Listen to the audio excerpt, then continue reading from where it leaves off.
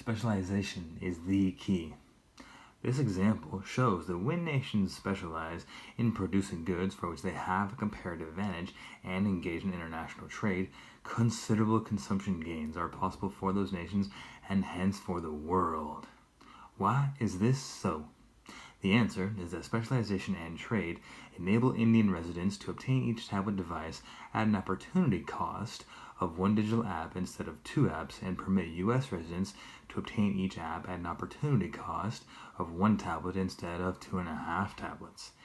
Indian residents effectively experience a gain from trade of one app for each tablet purchased from the United States, and U.S. residents experience a gain from trade of 1.5 tablets for each app purchased from India. Thus, specializing in producing goods for which the two nations have a comparative advantage allows both nations to produce more efficiently.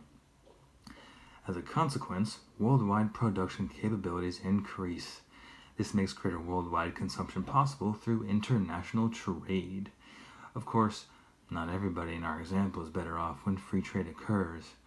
In our example, the U.S. app industry and Indian tablet industry have disappeared.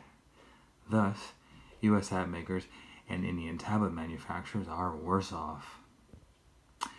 Some people worry that the United States, or any country for that matter, might someday run out of exports because of over-aggressive foreign competition.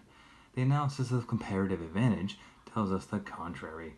No matter how much other countries compete for our business, the United States, or any other country, will always have a comparative advantage in something that it can export. In 10 to 20 years, that something may not be what we export today, but it will be exportable nonetheless because we will have a comparative advantage in producing it.